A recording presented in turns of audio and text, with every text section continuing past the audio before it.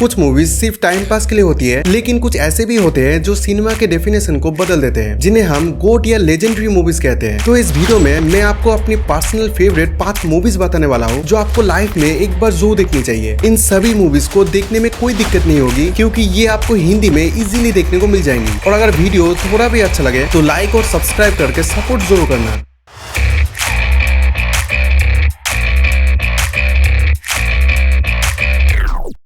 मैं यूजुअली किसी मूवी को देखकर ना इमोशनल होता हूँ ना ही रोता हूँ, लेकिन इस मूवी ने मुझे सिर्फ इमोशनली नहीं बल्कि रुलाया भी है। मूवी का नाम है द ग्रीन माइल, जिसका एंडिंग मेरे लिए इतना हेवी था कि सिर्फ उसे खत्म करने में मुझे 2 दिन और ज्यादा लग गए। कहानी पॉल नाम के एक इंसान के अराउंड घूमती है, जो एक ऐसे जेल का गार्ड होता है जहाँ सिर्फ उन्हीं कैदियों को भेजा जाता है जिनको मौत की सजा सुनाई जाती है। एक दिन उसी जेल में एक जॉन नाम का एक प्रिजनर आता है, जिसे एक छोटी बच्ची के मर्डर के इल्जाम में भेजा गया है। वो देखने में भले ही जायंट हो, लेकिन अंदर से एकदम मासूम और शांत इंसान होता है। जैसे जैसे कहानी आगे बढ़ती है, पॉल और बाकी गार्ड्स को रियलाइज होता है कि जॉन एक आम इंसान नहीं बल्कि उसके पास एक गॉड गिफ्टेड पावर है जो किसी को भी हील कर सकता है। अब कहानी एक ऐसे मोड़ पर पहुंचती है जहां उन्हें फैसला करना पड़ता है कि कानून की रक्षा करे या एक निर्दोष की जान बचाए। मूवी का मेन कैरेक्टर भले टॉम हैंक्स हो, उसके बावजूद माइकल ने अपनी एक्टिंग इतनी जबरदस्त तरीके से दी है कि टॉम हैंक्स की एक्टिंग भी उसके सामने ओवरशैडो हो जाता है। भले ये मूवी फैंटेसी कैटेगरी में आती हो, और अगर आप ये सोचते हो कि मूवी में भर भर के जादू देखने को मिलेगा तो आप डिसअपॉइंट होंगे। एक्चुअली में ये मूवी फिक्शन और नॉन फिक्शन का एक परफेक्ट कॉम्बो है, जिसमें रियल इमोशंस को एक सटल मैजिक टच के साथ दिखाया गया है। तो इसे एक बार जरूर देखना।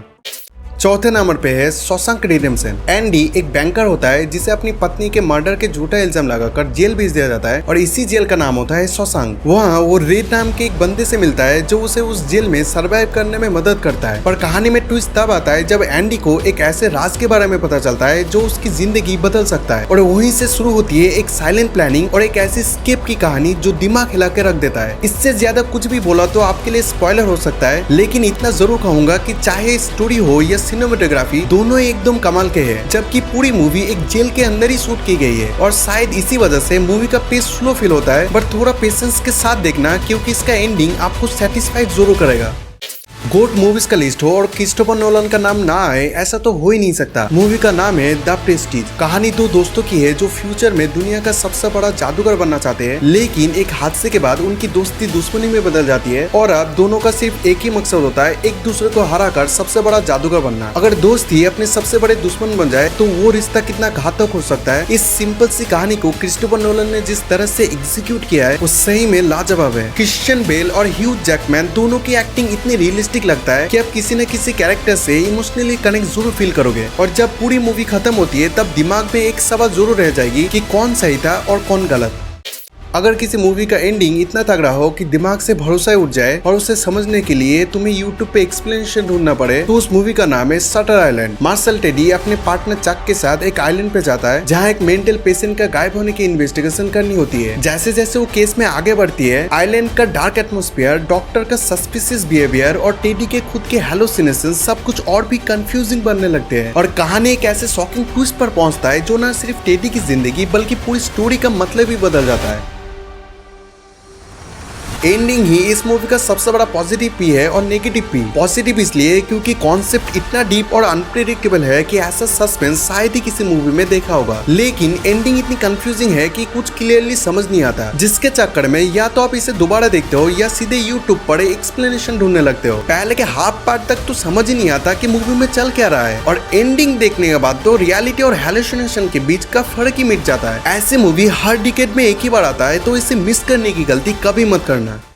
फर्स्ट नंबर पे मैंने एक एनिमे को रखा है, और प्लीज एनिमे सुनते ही इसे स्किप मत करना, इसे एक बार देखना और यकीन मानो अपने आंसू रोक पाना ऑलमोस्ट इम्पॉसिबल सा होगा। समझ तो गए होगे, मैं बात कर रहा हूँ Grave of the Fireflies anime की। पूरी कहानी वर्ल्ड वॉर 2 में सेट है, जहाँ 2 भाई बहन की जिंदगी इस जंग का शिकार बन जाता है। माँ की मौत और बाप से कॉन्टेक्ट टूट जाने के बाद वो बिल्कुल अकेले पड़ जाते हैं, और हर हाल में इस बर्बाद हो चुकी दुनिया में जिंदा रहने की कोशिश करते हैं। एनिमेशन क्वालिटी थोड़ी पुरानी जरूर लग सकती है, लेकिन कहानी जिस तरह से दिखाई गई है वो इतना रियल और रॉ है कि विजुअल से ज्यादा इमोशंस कनेक्ट करते हैं, और कनेक्शन इतना ज्यादा बढ़ जाता है कि एक पॉइंट पर आके ऐसा लगता है जैसे आप खुद उन कैरेक्टर्स के बीच जी रहे हो। लेकिन इसके स्लो पेसिंग और एक्सट्रीमली डिप्रेसिंग टोन कुछ लोगों के लिए हेवी हो सकता है, स्पेशली उनके लिए जो होपफुल एंडिंग्स प्रेफर करते हैं। बट फिर भी इस मास्टरपीस मूवी को एक बार तो जरूर देखना।